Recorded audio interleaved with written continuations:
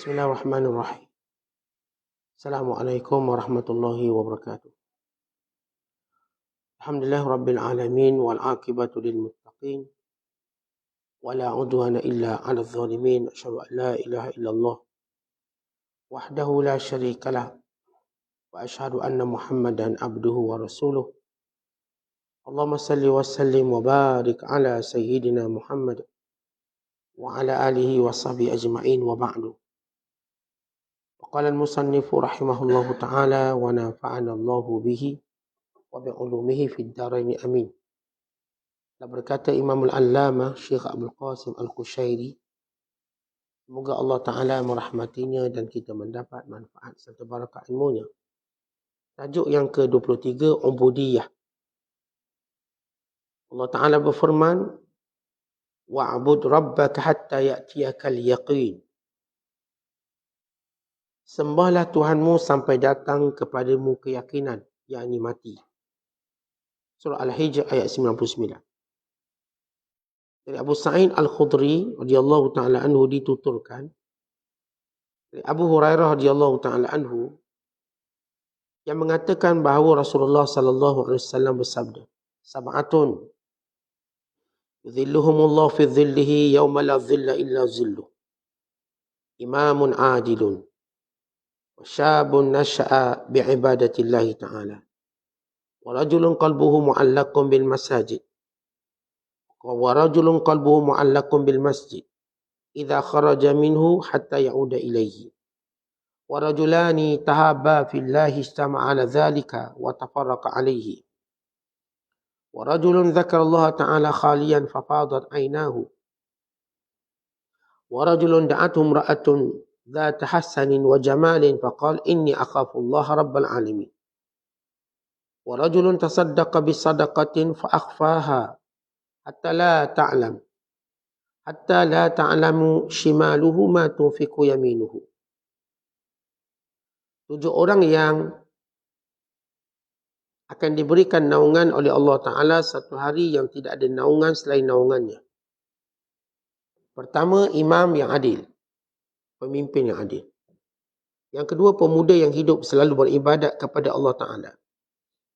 Yang ketiga, orang laki-laki yang hatinya selalu bergantung hubungan pada masjid bila keluar sampai dia kembali. Keempat, 2 orang laki-laki yang saling mencintai kerana Allah. Mereka berkumpul dan berpisah kerananya. Kelima, orang laki-laki yang selalu ingat Allah ketika sendirian sampai kedua matanya mencucurkan air mata. Keenam, orang laki-laki yang diajak berbuat mesum, maksiat, zina oleh orang perempuan yang sangat cantik. Lalu dia mengatakan, saya takut pada Allah Ta'ala, Tuhan semesta alam. Yang ketujuh, orang laki-laki yang sedekah lalu menyembunyikannya sampai tangan kirinya tidak mengetahui apa yang disedekahkan oleh tangan kanannya. Saya telah mendengar Ustaz Abu Ali Daqqaq mengatakan, ubudiyah lebih sempurna daripada ibadat. Tingkat dasarnya adalah ibadat, kemudian ubudiyah, dan tertinggi adalah ubudah. Ibadat dimiliki orang awam. Ubudiyah dimiliki orang khawas. Ubudah dimiliki oleh orang khawasul khawas. Saya juga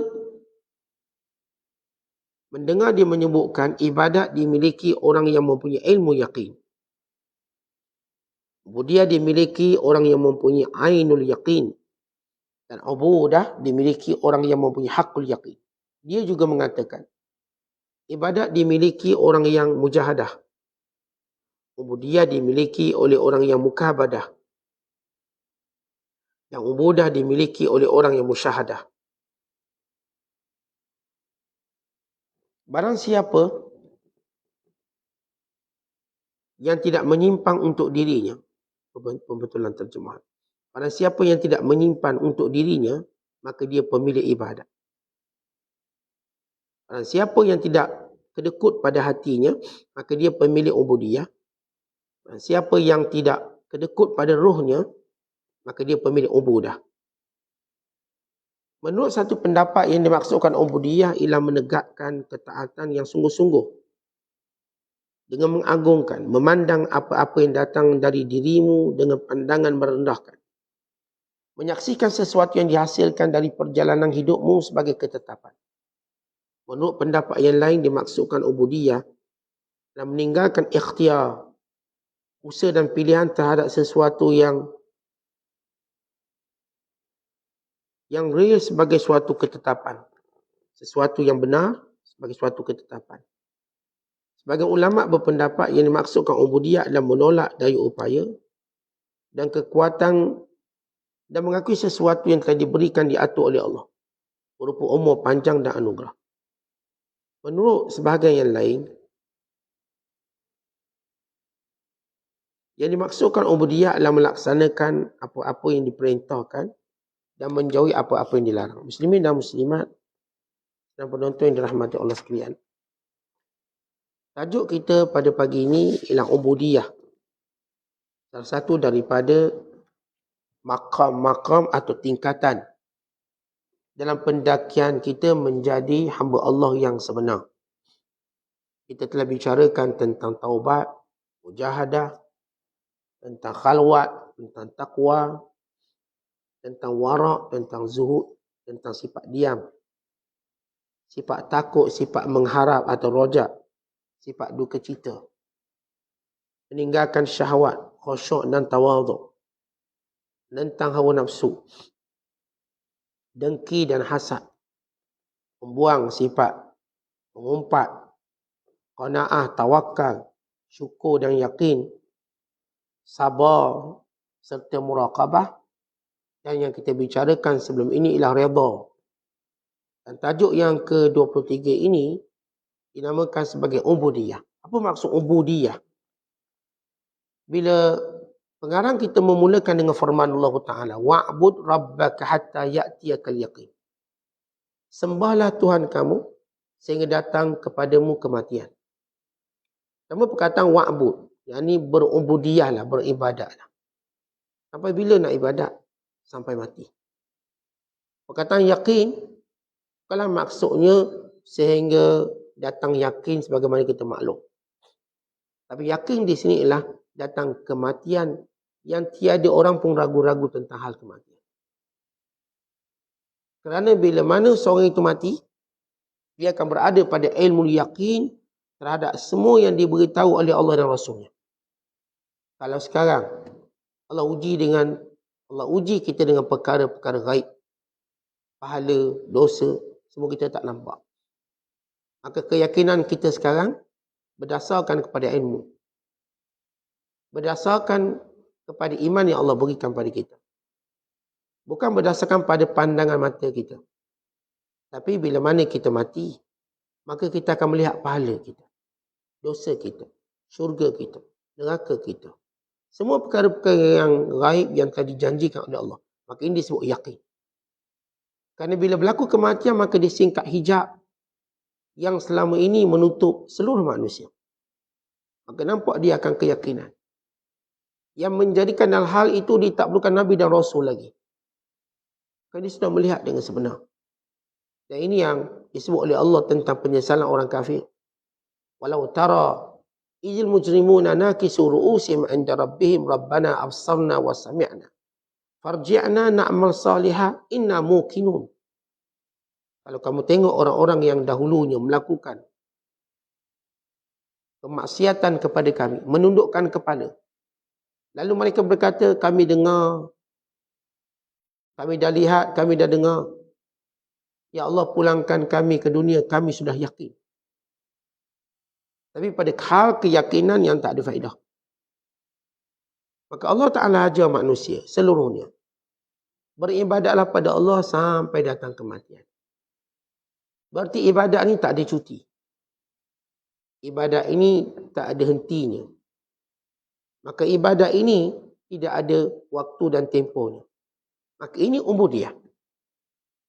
Kalau kita memahami ubudiyah dengan maksud ada waktu, ada tempoh, itu ibadat secara umum. Tapi hakikat kehidupan manusia ialah ubudiyah, yang memperhambakan diri pada Allah pada seluruh kehidupannya sampai dia mati. Sama ada dalam hal bercakap, dalam hal makan minum, dalam hal tidur, semua. Lepas itu kata Muaz bin Jabal, Inni la ahtasibu min naumati kama ahtasibu qaumati. Rawahul Bukhari.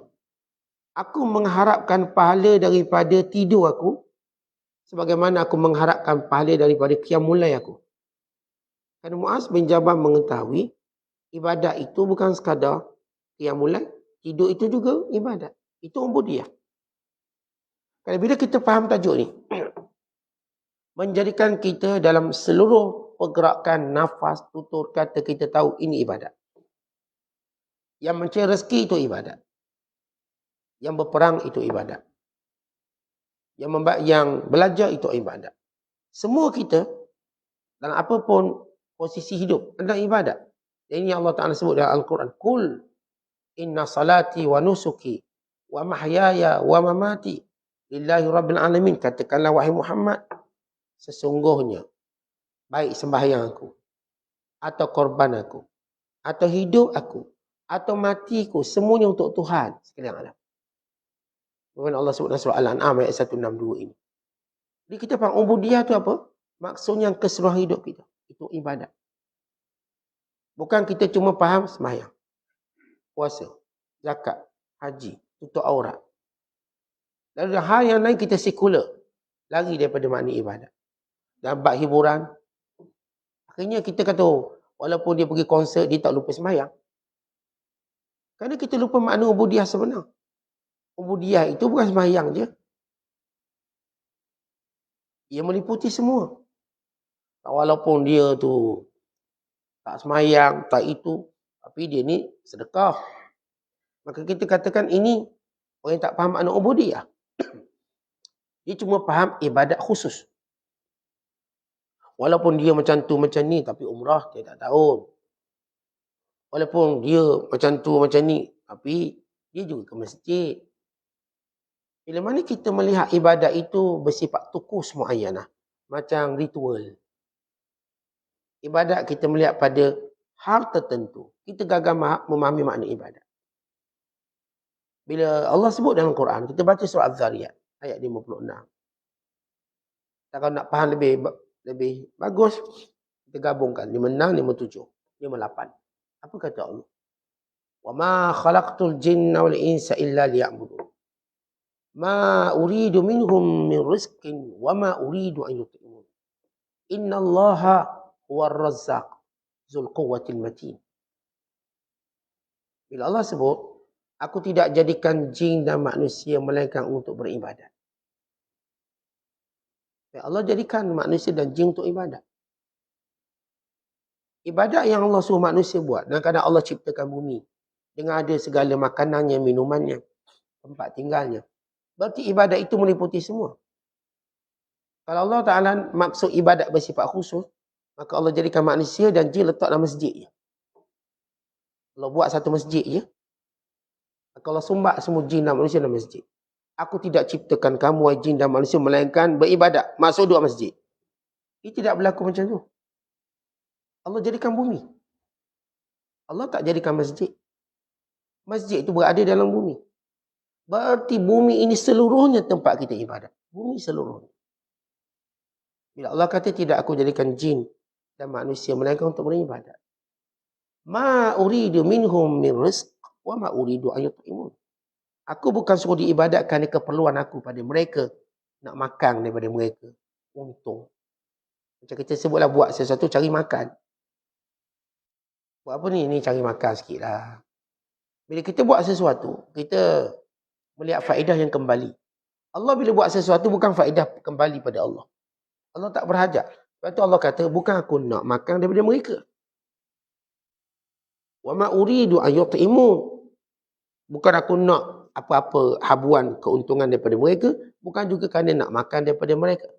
Innallah, kerana aku. Allah itu huwar razzaq. Aku yang akan bagi rezeki. Dzul quwwatil matin. Yang kuat lagi perkasa.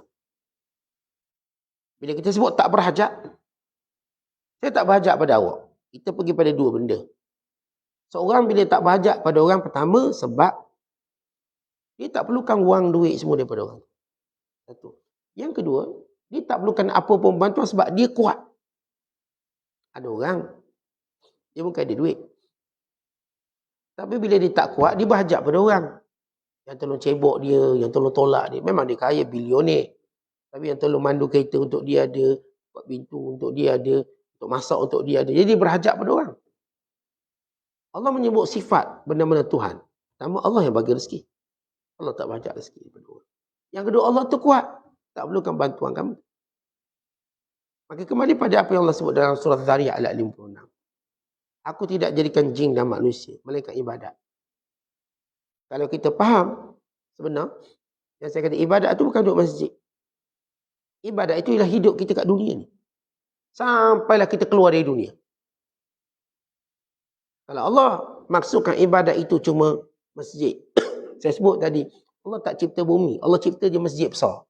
Satu masjid besar, sumbat kita semua manusia dan jin. Ibadat. Sebab aku ciptakan kamu untuk ibadat. Ia tidak berlaku demikian kerana bukan itu ibadat yang sebenar. Ibadat sebenar macam kita baca dalam ayat Al-An'am. Ayat 162. Qul inna salati wa nusuki wa mahyaya wa mamati lillahi rabbil alamin. Katakanlah, sesungguhnya sembahyangku, korban aku, nusuk korban, ibadat korban. Hidup aku dan mati aku. Allah mulakan dengan solat kerana ini semulia-mulia dalam makna ibadat.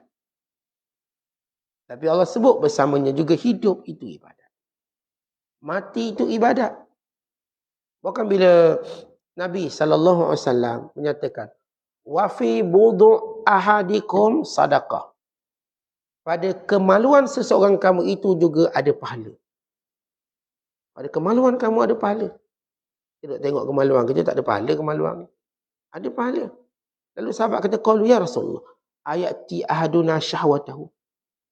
Apakah seorang ya Rasulullah, dia melampiaskan syahwatnya, wa yakunu lahu fiha ajr, lalu dapat pahala. Nabi tanya, kalau dia letak pada benda haram, dosa tak? Dosa, kata sahabat. Kalau begitu dia letak pada tempat halal, maka pahala. Itu ibadat.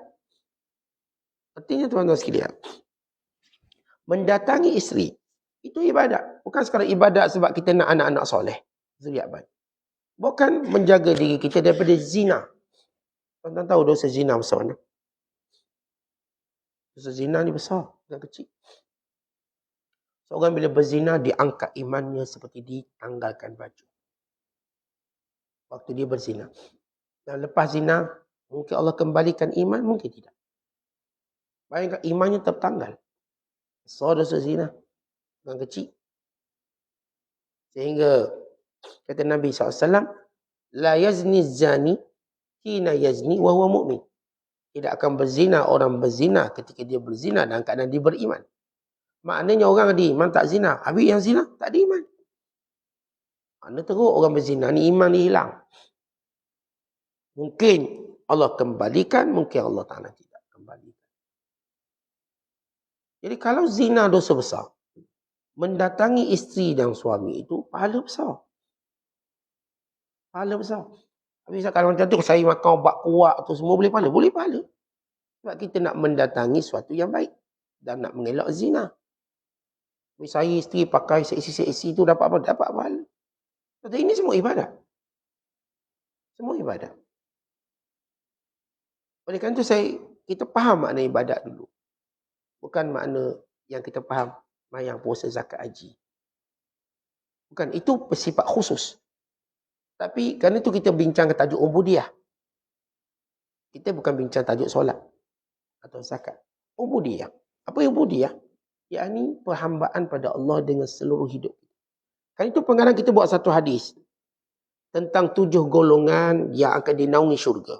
Dinaungi dengan naungan Allah Ta'ala pada hari kiamat kelak. Kenapa sebut 7 golongan ini? Untuk menyebut keseluruhan makna ibadat. Kata baginda sallallahu alaihi wasallam 7 golongan akan dinaungi oleh Allah Ta'ala pada hari kiamat kelak. Pada hari tiada naungan melainkan naungan Allah. Maka apa yang Rasulullah sebut? Pemimpin yang adil. Imamun adil. Berarti apa? Urusan pemerintahan itu ibadat.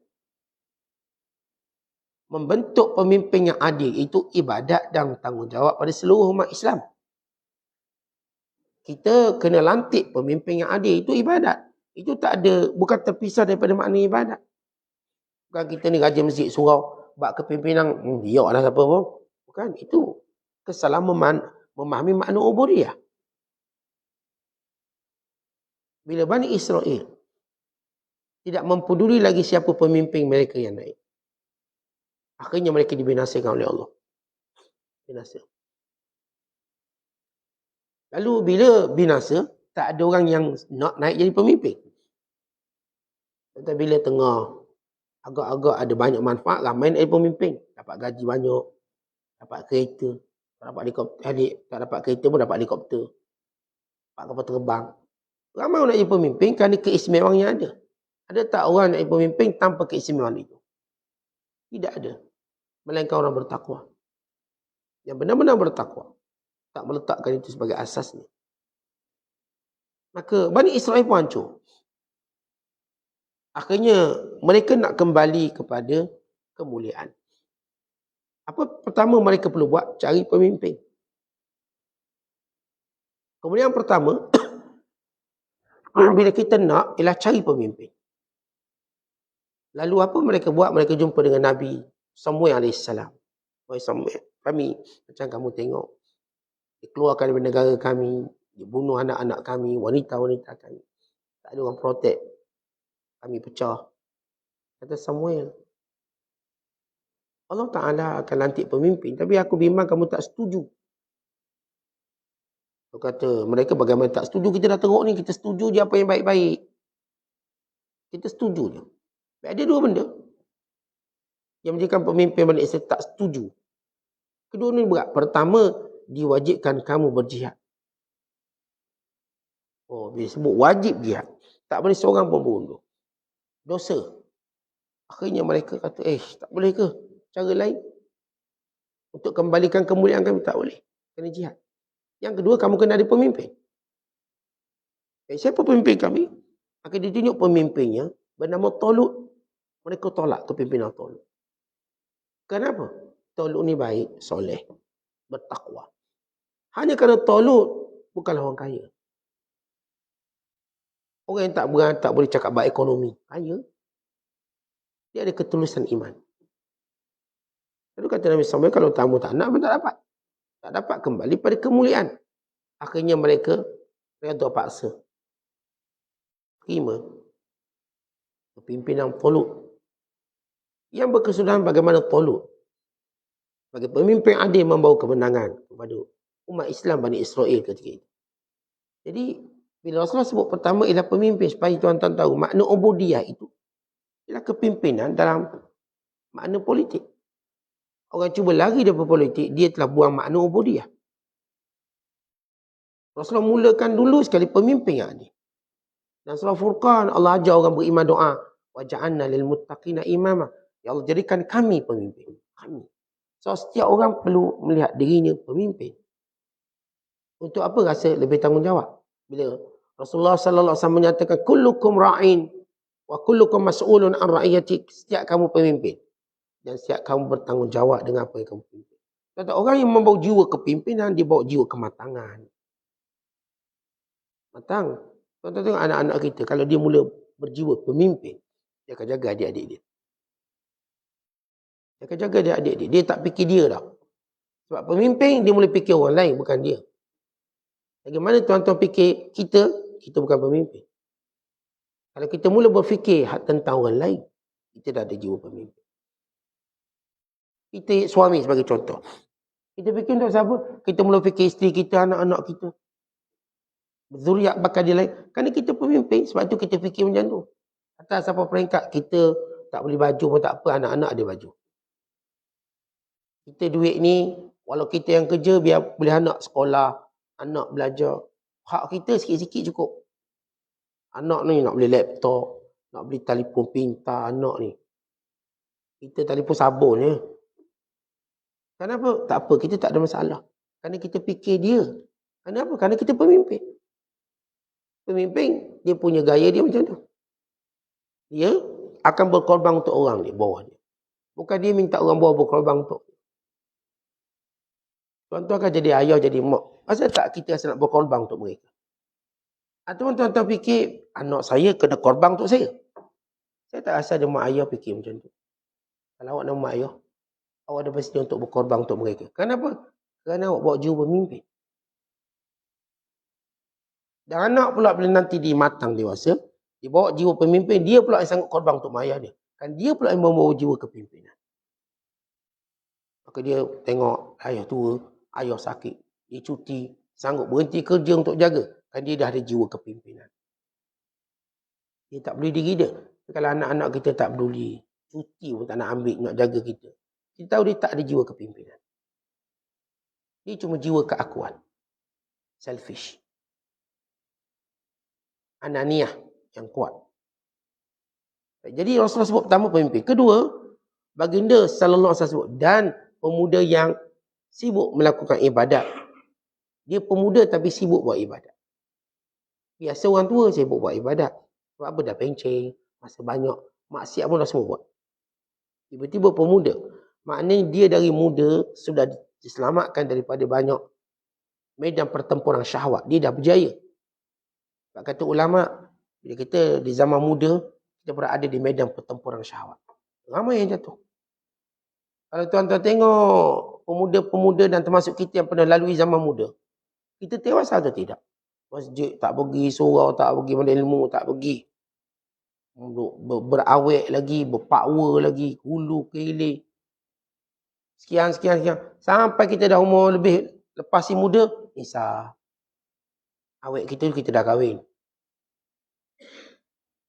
Dulu zaman-zaman muda, dating awet. Ni dah kahwin tu, kurang dating, dah kahwin tu. Maka dia dah berubah. Makanya kita tengok orang tua yang insaf tu biasa. Orang muda-muda tuan-tuan, dah menang dalam pertempuran syahwat. Ini luar biasa. Luar biasa. Sebab itu disebut dalam hadis. Inna allaha la yu'jabu minasyab alladhi laysa lahu sabwah. Allah hairan melihat pemuda yang tidak ada keruntuhan akhlak. Maksud Allah hairan, kalau Allah tercengang macam kita ni, maksudnya Allah beri pahala besar. Dia pemuda, patutnya dia punya akhlak dia akan runtuh. Kerana jiwa marahnya, jiwa muda, jiwa gagah, semua ada. Tapi dia tak ada macam tu. Dia tak layan. Jiwa syahwat mudanya dia tak layan. Sampai masa dia kahwin. Maka muda itu ialah zaman ibadat yang nilainya tinggi. Jadi kalau kita sebut durian. Betul, durian paling mahal durian mana? Durian yang mula jatuh tu lah. Tu. Durian dah lama sampai tangkai dia pun dah kecuk. Itu dah murah. Itu jual tambung, jual tumpuk. Yang ni jual kilo. Dengan kulit-kulit dia ada harga. Walaupun yang dia makan cuma buah dia. Sebab dia baru. Tapi bila dah lama, kulit tak ada harga tumpuk. Akhirnya, dia buang kulit, jual isi. Sebab tua sangat. Umpama kita lah. Sebab tua sangat, nilainya tak tinggi sangat. Yang ketiga, kata Nabi SAW, orang yang hatinya terikat dengan masjid, keluar masuk. Maksud keluar masuk ialah, dia sentiasa ingat, lepas ni nak masuk lagi. Untuk apa? Salat asar pula. Lepas ni nak masuk lagi, salat maghrib pula. Itu cerita dia keluar masuk. Dan yang keempat, kata Nabi SAW, orang yang berkasih sayang kerana Allah. Bertemu, berpisah kerana Allah. Itu ibadat. Contoh kita bersosial, berukhuwah, berkawan, bersahabat, itu agama. Itu ibadat. Jangan kata, Ustaz, saya kawan-kawan tak main lah, saya semayang je. Kita katakan kawan itu ibadat. Nabi SAW menyatakan, Al-mar'u ala dini khalili. Seseorang akan ikut agama kawan dia. Fal yanzur man yukhalil. Kita tengok siapa sahabat dan kawan dia. Kawan kita ialah agama kita. Ini ibadat kita. Contoh kawan orang baik, bertambah pahala ibadat. Dia boleh tunjuk ibadat yang lebih baik. Berarti Rasulullah nak beritahu bersahabatan tu ibadat. Bukan sembahyang je ibadat. Puasa je ibadat. Time nak bersama kawan rasa rugilah. Ustaz masa habis kawan. Ini kalau awak pandang bukan ibadat, memanglah rugi. Tapi kalau awak pandang ibadat, tak rugi. Kita duduk sekejap dengan kawan-kawan kita. Sambil makan, sambil minum, ini ibadat. Dia lepak sekejap, sembang, tanya khabar, tanya keluarga, tanya peluang ibadat. Ada saya tak duduk orang sah. Dengar kuliah balik, Pergi masjid balik. Mana kawan? Tak ada, kawan dengan bini je. Kawan dengan bini je. Itu ruginya awak. Tu baru bini seorang tak kerti kawan kau. Kalau bini ramai lagi tak kerti. Ni Rasulullah SAW isterinya ramai. Tapi kawannya lagi ramai. Ada orang bila dia berkahwin, tak ada masa untuk kawan dia. Sibuk benar kahwin. Sibuk saat bini saya, kena hantar, kena ambil. Lagi, kena temang dia makan, temang suap. Mana masa kawan? Awak ingat bini awak ke pikul jenazah awak masuk kubur? Itu dia ingat. Bini kita ke? Yang bawa kita ke kubur, solat jenazah kita nanti. Isteri kita terus edah 4 bulan 10 hari. Tak ke mana dia dah. Ada orang saya kata dia sibuk dengan bini dia. Kita tak kata tak bagus-bagus lah. Satu sudut bagus dengan isteri. Kita tak nafi. Kalau tak ada masa dengan isteri, makan sekali, minum sekali. Bagus. Tapi mana masa kawan-kawan yang merupakan ibadat? Kata Nabi-Nabi alaihimussalatu wassalam, mereka paling romantik dengan isteri mereka. Paling berkasih sayang dengan mereka. Kata tengok masa dengan kawan dia tak? Banyak. Bukan ada, banyak. Sehingga Rasulullah ada beribu sahabat. Dan siap sahabat dapat hak untuk bercakap, bertanya, minta fatwa. Even sama-sama bermusafir bersama Nabi SAW. Dari semua Nabi-Nabi yang lain. Dan saya kita jumpa Nabi-Nabi ini semuanya ada sahabat dia. Kenapa? Kerana mereka tahu sahabat itu ialah ibadat. Kita yang tak faham sahabat. Akhirnya kawan ajak duduk sekejap lepak. Dia kata kawan ustaz ajak duduk lepak. Bini panggil. Oh dia punya takut dia. Rugi masa dia. Sebab tu kalau isteri kita mahu pikul jenazah kita, silakan. Oh duduk isteri awak. Kita hantar jenazah. Dia talking kita kat kubur. Okey. Dan bermain awak duduk isteri awak elok-elok.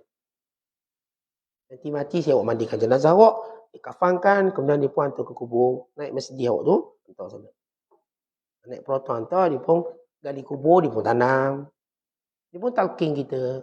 Isteri solehah. Dia tidak berlaku begitu. Dalam hidup kita tak akan berlaku macam itu. Allah ma'ilah melainkan kita 2 orang je duduk dalam pulau tu. Tak ada manusia lain.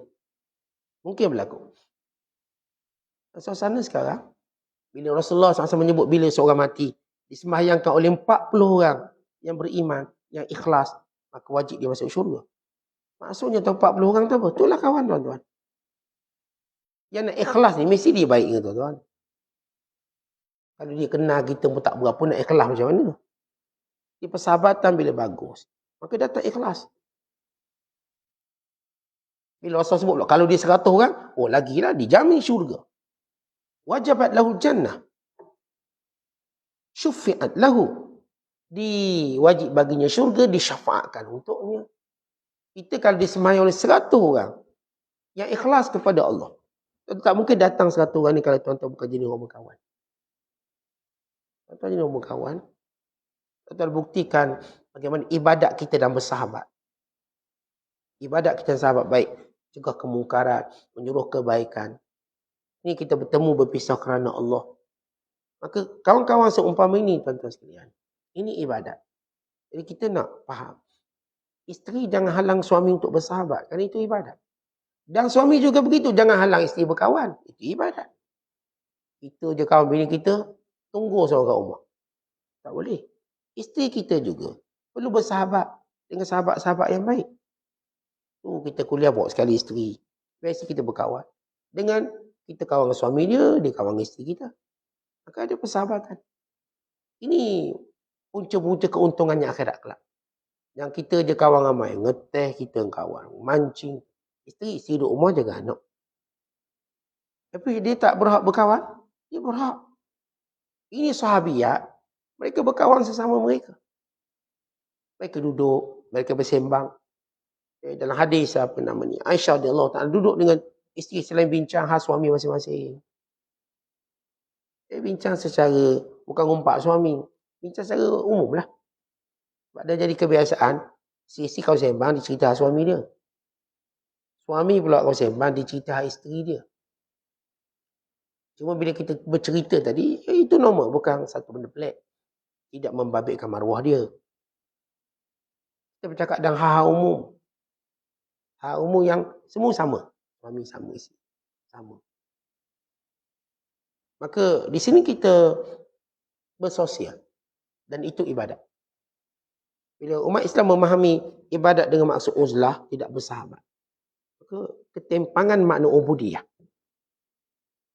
Ubudiyah. Kerana kita katakan atas semua para nabi, mereka ada sahabat. Kalau ibadat itu hanyalah kita fokus pada masjid, tanpa bersahabat. Ini saya timpang makna ubudiyah. Kemudian Rasulullah SAW menyebut, dan lelaki yang ingat Allah bersendirian, lalu mengalir air matanya.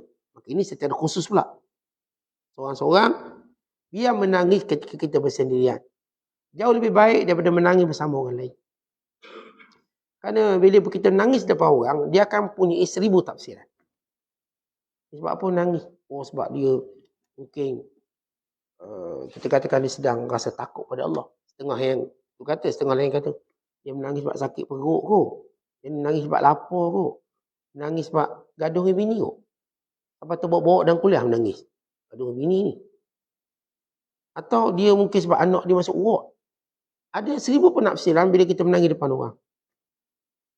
Tapi kalau kita menangis seorang diri, jadi cuma ada satu tafsiran yang kita tahu. Sebab itu bila Hasan Basri melihat seorang menangis depan orang lain, dia kata, kalaulah alangkah baik kalau kamu menangis seorang diri. Sebab apa? Kerana banyak penafsiran. Penafsiran tadi, tuan-tuan. Mungkin salah faham. Isteri buat live menangis. Oh, orang tafsir. Ni gaduh dengan suami ke? Ni ke suami dia bla-bla. Ni orang tafsir ni. Macam-macam. Yang dia. Mungkin kawan tu menangis sebab lain. Tapi bila dia menangis depan orang, dia telah membuka fitnah untuk diri dia. Bukan orang yang dekat dengan dia. Orang dekat dengan dia. Kalau kita suami isteri, saat tiba-tiba isteri kita menangis sebelah kita. Contoh. Orang pun tengok. Orang mungkin kata, dia pukul bini dia ke menangis. Padahal isteri kita menangis terharu. Sebab kita bawa dia jalan-jalan. Haru dia. Nangis. Tak sangka apa sanggup bawa saya pergi Langkawi. Nangis. Resak-resak menangis punya gembira. Orang kata, suami dia berjanggut, serebang. Pasal bini, orang ni tafsir. Kenapa pula bini dia menangis? Suami dia tak pujuk pun. Kalau pujuk pula, tahu buat, pandai pula nak pujuk. Jadi, tafsiran tu banyak. Kalau kita menangis seorang diri, satu tafsiran. Takut pada Allah. Jadi, kita maklum tafsiran ni. Itu pada salafus salih. Mereka elok menangis depan orang. Kerana membuka tafsiran yang banyak. Kata seorang tu dia nangis. Orang kata, Syekh, menangis tak? Bukan. Saya semua. Saya semua kuat sangat. Sampai berair mata ni, bukan menangis. Dia cuba elakkan tafsiran. Mungkin dia orang kata riak. Riak dia tu. Bukan saya kata menangis depan orang ni haram, dosa, tak. Kita tak cakap macam tu. Ada waktu kita tak boleh kawal perasaan tersebut. Kita faham. Itu lumrah kita. Namun kalau kita boleh menjadikan tangisan, khususnya tangisan takutkan Allah. Kalau bersendirian itu jauh lebih baik. Ia jauh lebih berharga ketika mana kita menangis depan orang. Kemudian kata Nabi sallallahu alaihi wasallam lagi ialah lelaki yang digoda oleh perempuan yang cantik lalu dia menolak. Itu bererti menolak zina, menolak semua asbab zina, menolak segala gangguan-gangguan adalah satu bentuk ibadat. Ini kita hidup dalam masyarakat yang mungkin ramai perempuan lawa, yang ramai lelaki lawa. Dan mereka mungkin mengajak kita pada benda-benda yang mungkar. Kita tolaknya. Dan takut Allah, itu ibadat. Ia tidak menghalang untuk kita bergaul. Ya, dalam kehidupan bekerja dan sebagainya adalah yang lawa, cantik, handsome, segap. Bagaimana mereka tak menyeru kita pada maksiat, maka tak ada masalah bergaul dengan mereka. Tapi bila mereka menyeru, kita pun tahu kita takutkan Allah. Kemudian kata Nabi sallallahu alaihi wasallam lagi, orang yang bersedekah lalu menyembunyikan sedekah. Tetapi kita faham daripada 7 golongan ini, semuanya dengan maksud ubudiyah. Wa imma jadi pemimpin, wa imma kecintaan kita untuk beribadat, taat pada Allah, wa imma hubungan kita dengan masjid, wa imma hubungan kita dengan kawan-kawan, wa imma hubungan kita dengan Allah secara direct. Ima hubungan kita dengan persekitaran maksiat. Sehingga sampai peringkat hubungan bersosial dengan cara derma dan sebagainya. Itu pengarang kita baca hadis ini untuk beri faham makna ubudiyah pada keseluruhan hidup ini. Jadi kalau kita tegaskan kalaulah ibadat memberi maksud yang khusus kita buat, maka itu bukan ubudiyah. Itu cuma dipahami oleh orang-orang awam. Orang awam dipahami ibadat macam tu. Tetapi orang-orang yang tinggi dia mula memahami ibadat lebih pada itu. Orang awam macam kita mungkin memahami ibadat secara bentuk-bentuk tertentu. Seolah tak boleh keluar daripada benda itu. Sedangkan para salafus salih memahami ibadat keluar daripada nilai ibadat khusus kepada makna umum. Sebagaimana kita sebut kata-kata Muaz bin Jabal, aku mencari pahala dari tidurku sebagaimana aku cari pahala daripada qiyamul lail aku. Tidur pun dicari pahala. Tetapi macam mana kita tidur nak cari pahala? Saya mengharapkan waktu saya tidur saya dapat pahala. Kerana saya tidur tadi untuk menguatkan badan saya beribadat. Saya tidur tadi untuk segar, nanti saya nak baca Quran, nanti saya nak qiyam. Yang itu saya tidur. Kenapa? Tidur qailulah, nanti boleh bangun qiyamul lail. Kenapa sebelum Jumaat tidur sekejap? Supaya saya khutbah tadi, saya tak gantuk. Itu saya datang masjid awal, saya pun tidur. Tidur, tunggu khatib. Sampai khatib nanti bercakap, saya tak tidur. Maka saya mengharap pahala dari tidur saya. Untuk menyempurnakan ibadat saya. Itu atas tidur ini adalah satu ibadat. Kalau Muaz bin Jabal kata, aku mengira tidurku ibadat. Berarti mereka para sahabat memahami, ibadat itu keluar daripada makna khusus tadi. Ia keseluruhannya. Berarti bila Allah Ta'ala menyebut sifat orang beriman. Apa kata Allah? Alladzina yadhkuruna Allaha qiyaman wa qu'udan wa ala junubihim. Kalau kita baca dalam surah Ali Imran, pada ayat 191 Allah kata, dan orang-orang yang sentiasa ingat Allah dalam keadaan berdiri, duduk dan berbaring. Berdiri tuan-tuan maklum, berdiri, tengah faham berdiri itu maksudnya tengah solat, bukan? Berdiri itu dari sudut bila berlaku pergerakan hidup kita. Tuan-tuan berjalan, asalkan apa aktiviti tuan-tuan jalankan waktu berdiri? Waktu itu kita ingat Allah. Ya, mungkin berdiri itu saya sembahyang, okey berdiri lagi. Mungkin berdiri itu saya sedang buat kerja, berdiri. Mungkin berdiri itu saya tengah bergerak ke tempat itu dan ini, maka itu juga saya berdiri. Maka dalam situasi itu dia menyebut Allah, ibadat. Kemudian wa qu'udan dalam keadaan duduk. Apa maksud ibadat ingat Allah dalam keadaan duduk? Mungkin saya duduk baca Quran. Mungkin saya duduk saya sedang buat aurat, zikir. Mungkin juga saya duduk sedang menuntut ilmu. Mungkin juga saya duduk sedang mendengar fatwa, meminta fatwa. Mungkin juga saya duduk rehat-rehat, dah penat berdiri. Mungkin saya duduk sesudah saya bangun. Tetapi duduk ini juga kita ingat Allah. Ingat Allah. Bila kita tahu duduk kita halal haram ni. Ni kursi orang saya tak duduk. Saya duduk kursi saya. Oh ni tempat orang dah booking. Saya tak duduk tempat orang booking. Saya duduk tempat saya.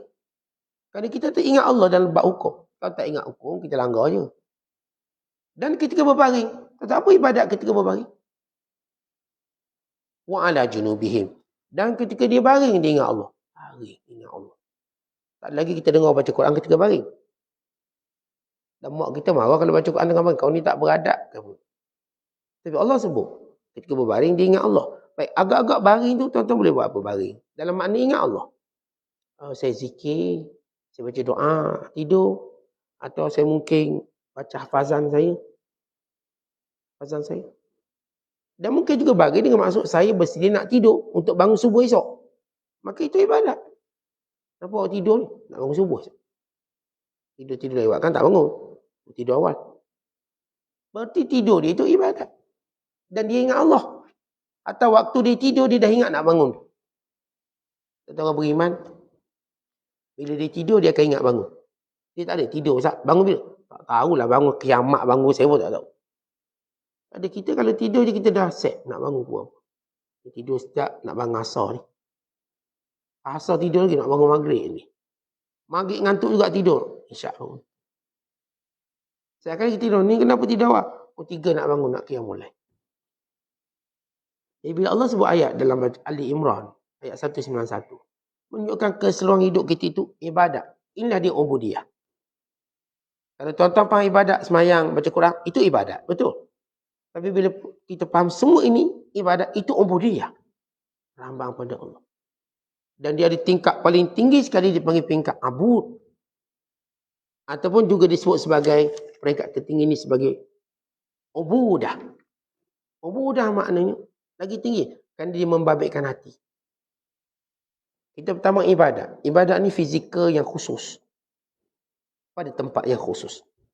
Ubudiyah pada semua tempat. Ini kita nak faham. Saya nak ibadat pada Allah dengan makna ubudiyah. Bukan dengan makna ibadat khusus. Bukan saya sembahyang, puasa, zakat. Itu je ibadat.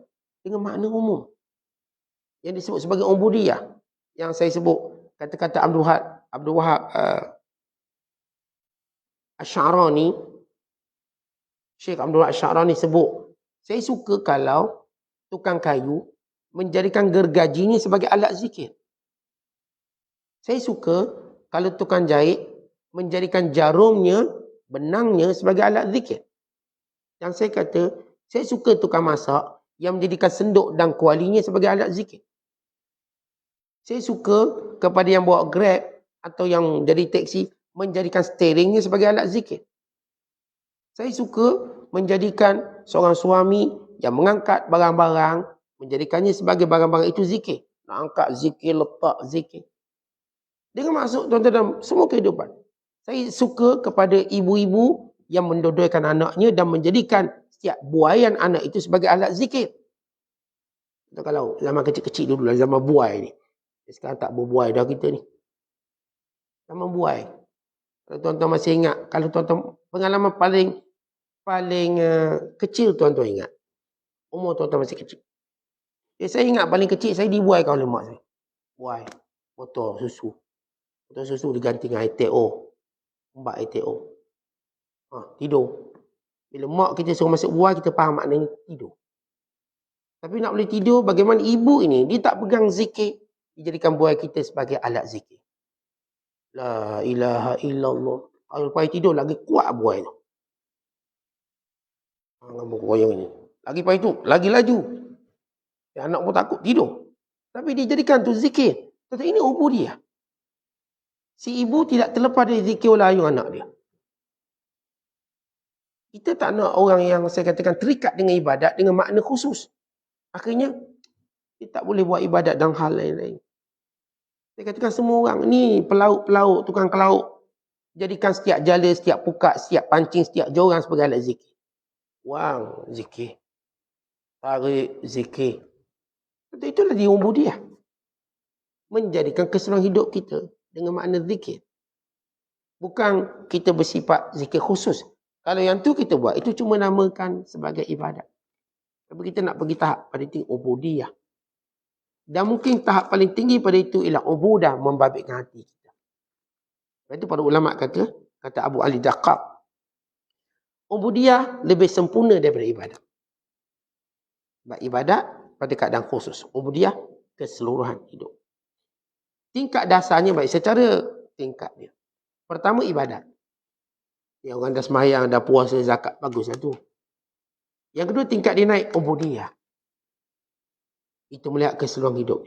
Dan yang tertinggi adalah disebut sebagai ubudah. Apa beza dia? Kalau disebut secara pemilikan, orang awam ibadat. Atau orang awam, dia boleh buat sesuatu, dia dah suka dah, seronok dah saya. Semayang saya puasa Ustaz.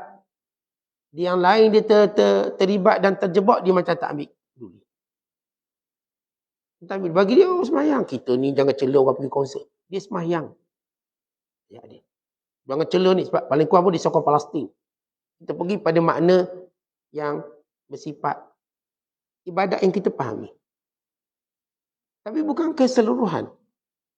Allah suruh kita masuk diri kita pada keseluruhan. Allah berfirman, ya ayyuhalladzina amanu dkhulu fis silmi kaffah wa la tattabi'u khutuwatis syaitan innahu lakum aduwwum mubin. Wahai orang beriman, masuklah kamu dengan makna Islam seluruhnya. Serah diri kamu pada Allah seluruhnya. Jangan kamu ikut syaitan. Kalau dia musuh kamu yang nyata. Allah Ta'ala sebut kepada kita semua. Ya Bani Adam. Bila Allah Ta'ala menyebut, Alam ahad ilaikum ya Bani Adam alla ta'budu syaitan. Innahu lakum aduwwum mubin. Baca surah Yasin ayat ke-60. Bukankah aku telah meletakkan satu perjanjian yang tegas pada kamu. Wahai anak Adam, jangan kamu sembah syaitan. Apa maksud sembah syaitan? Kata sembah syaitan, kalau kita faham dengan maksud sembah syaitan, nampak syaitan sembah. Bukan begitu maksud sembah syaitan. Di antara makna sembah syaitan, bila ada ibadat-ibadat kita dipisahkan dengan hawa nafsu. Yang ni kita ambil, yang ni kita tak nak ambil. Maka itu ikut cara syaitan. Yang Allah sebut dalam ayat, afatu'minuna bi ba'dil kitabi wa takfuruna bi ba'd. Fama jazaa'u man yaf'alu dzalika minkum illa khizyun fil hayatid dunya wa yaumal qiyamati yuradduna ila asyaddil 'adzab. Apakah kamu cuma nak percaya pada satu benda dan kamu nak tolak satu perkara yang lain? Tidak yang melakukan demikian, melainkan dia terhina di dunia dan azab pedih menantinya akhirat kelak. Dan Allah tak terima iman separuh-separuh. Yang ni saya buat, ini tak nak buat. Itu kita, kalau kita masih berada pada makam ibadat, belum selamat. Kalau makam ubudiyah, kita selamat. Maknanya ada benda kita akan dihukum. Contoh kalau kita sebut, tuan-tuan pandu kereta. Kalau tuan-tuan ada lesen, road tax tak ada, tuan-tuan pun tak selamat. Tuan-tuan road tax ada, lesen ada, tapi tali pinggang tak pakai, tak selamat. Kalau kita kat road pula memang kena. Tuan-tuan ada semua ni, lesen ada, road tax ada, tali pinggang ada, tapi langgar.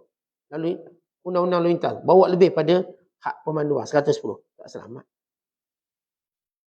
Semua ada, mandu pun bagus, tapi tayar botak, brek tak ada. Brek bocor, tak selamat. Tetapi bila kita cerita selamat, kita cerita semua. Adakah seorang bila dia naik kereta, dia ada lesen, tapi road tax tu tak ada, dia rasa selamat bila tengok polis road block depan? Tuan-tuan naik kereta, road tax tak ada. Lesen tuan-tuan ada, lesen tuan paling lama, zaman Jepun ambil. Lama lesen kita bukan. Lesen kita pula lesen penuh tu. Daripada motosikal sampai lori, sampailah traktor, semua kita dapat lesen. Orang zaman dulu ambil lesen, dapat belaka. Ambil lesen motor je, tapi dapat belaka. Kereta, lori, traktor. Semua. Kenderaan cacat, dapat sekali. Bikin package tu, kalau cacat-cacat senang. Dan kita nampak pun, dan kadang kereta kita tak ada road tax, tuan-tuan berani ke? Rasa selamat ke? Saya tak rasa kalau orang tu ada akal, dia rasa selamat. Oh, dia akan tanya, road tax mana je? Saya ada lesen. Nama Jepun lagi. Tak, kita tak nak cerita pak lesen. Road tax mana? Saya ambil lesen sebelum ayah cik lahir. Dia duduk tekan lesen dia tu lah. Akhirnya senang-senang pulau sambang je lah. Maknanya tuan-tuan, bila kita sebut tentang ibadat dan ubudiyah, ubudiyah menjadikan kita ni secure pada semua perkara. Dan itu yang kita nak. Tak mungkin tuan-tuan, kalau tuan-tuan orang normal, membiarkan ada ruang yang kita tak secure, kita tak selamat. Kita naik boat, ada belaka boat bagus dan sebagainya. Tiba-tiba kita nampak jaket keselamatan tak ada. Even kita pandai berenang, kita tak akan rasa selamat. Sebab apa? Pandai berenang bukan jaminan untuk kita tak tenggelam dalam air. Mungkin ada orang tu pandai berenang, jatuh tiba-tiba kaki kram atau tercedera, tenggelam juga dia. Tiba-tiba penat.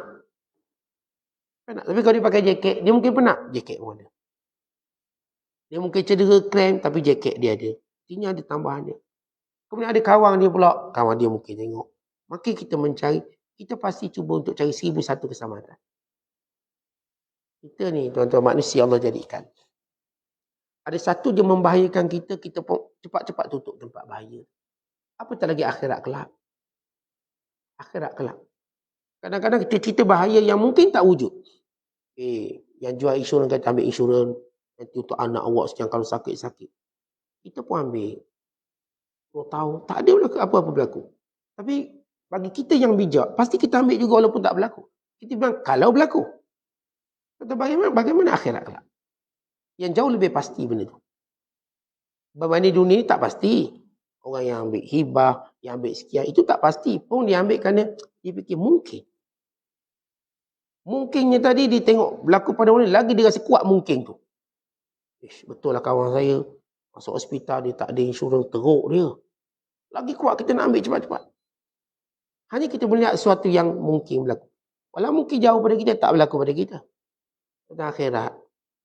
Kita dengar cerita banyak tentang akhirat. Akhiratlah tempat yang patut kita lagi bimbang. Takut-takut ada satu amalan menyebabkan kita tak selamat.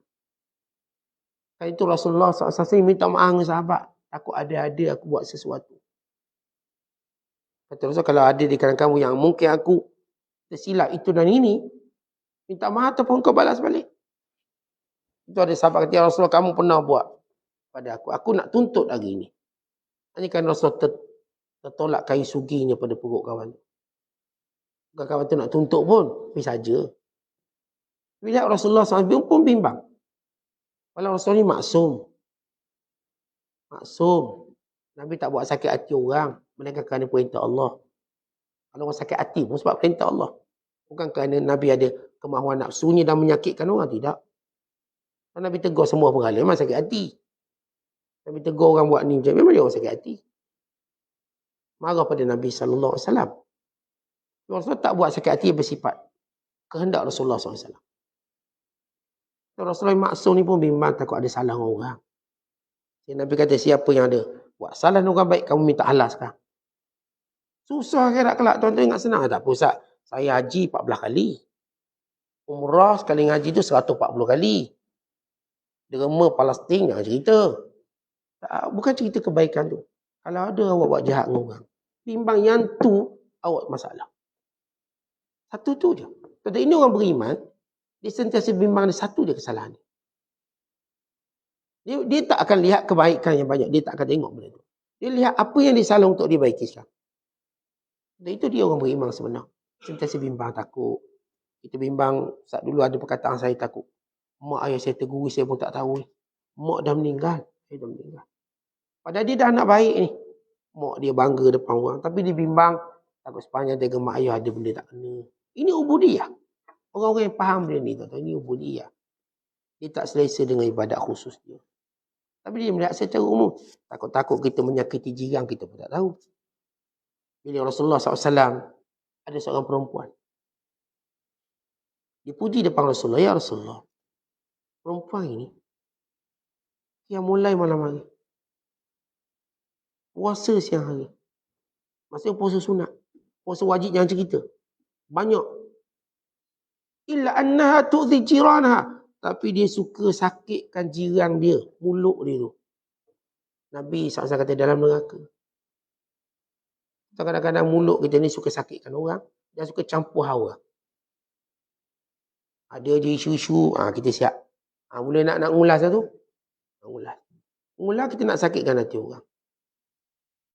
Dia keluarga dia je 2 orang. Bini dia pun okey. Laki dia pun okey. Kita ni tak okey. Shaking gegar saya dengar Ustaz. Oh ya. Saya tak tidur semalam. Ini masalah orang ni. Tak takutkah dia akhirat kelak. Dihisap dengan perbuatan dia. Pada benda yang dia tak patut pedulikan. Tapi itulah cerita. Bila tuan-tuan kita tak faham makna ubudiyah. Kita ingat asal kita semayang. Asal kita pakai tudung. Asal kita dah selamat belaka. Ni mulut kita kena jaga. Yang tuan-tuan tulis dalam komen. Yang tuan-tuan ulas. Semua Allah hisap. Semua Allah hisap. Kita ingat anggap nak bela dia.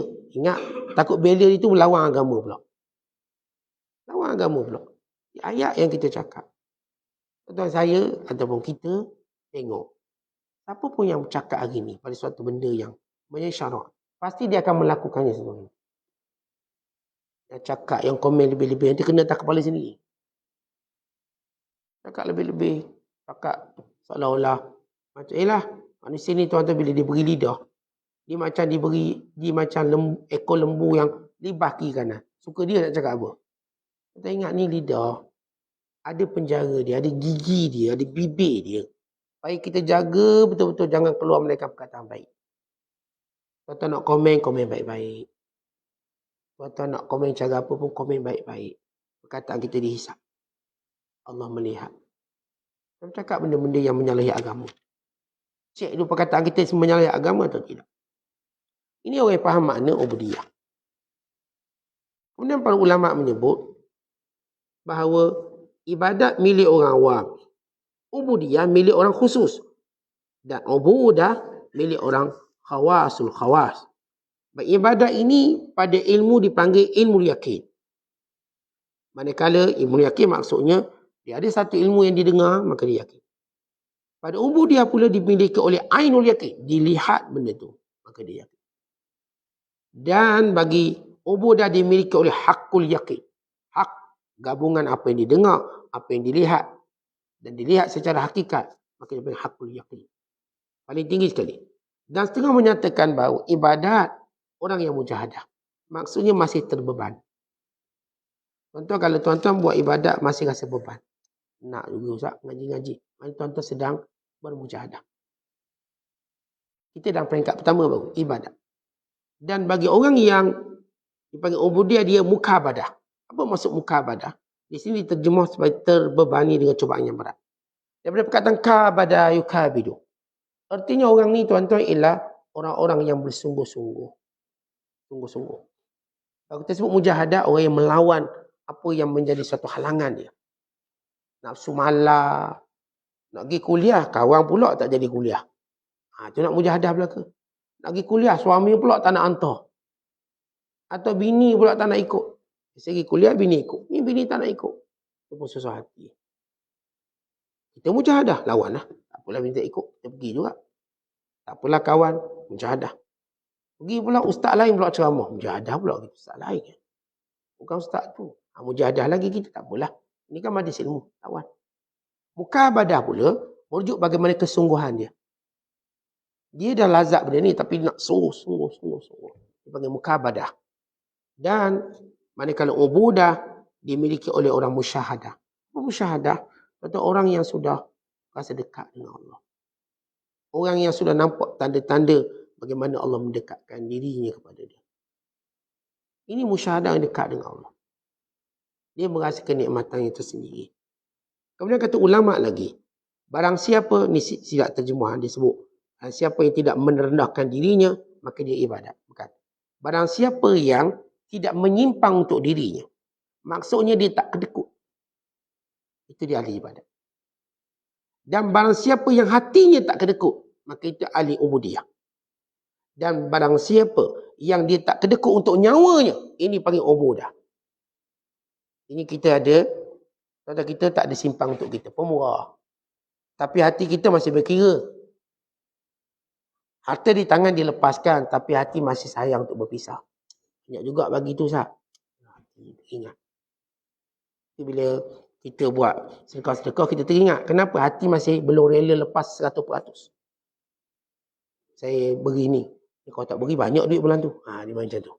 Tapi beri. Kita usaha beri. Tapi hati kita kata, kalau tak beri, banyak duit saya. Patut boleh simpan bulan ni 3,000. Kalau beri korang, jadi 2,000 lah. Contoh. Dan orang yang dipanggil ubudiyah, hatinya lepaskan. Tak ada apa dah. Dia beri, hati dia beri, dia tak teringat. Orang ni dia akan lupakan ketaatan. Apa yang dia buat. Awak kan pernah sedekah, saya tak tahu, tak ingat. Sebab dia lepas dengan hatinya sekali. Dia tak ingat apa-apa. Ini panggil ubudiyah. Dan yang ketiga ialah, orang yang sampai peringkat bukan kata harta, nyawa dia bagi. Maka ini disebut sebagai ubudah. Dia bukan cerita beri duit. Nyawa dia bagi. Ini peringkat paling tertinggi sekali dalam makna ubudiyah. Bila orang sampai satu peringkat, dia akan cintakan mati. Sebagaimana ahli syahwat cintakan hidup. Dia akan mencari sebab-sebab kematian yang baik.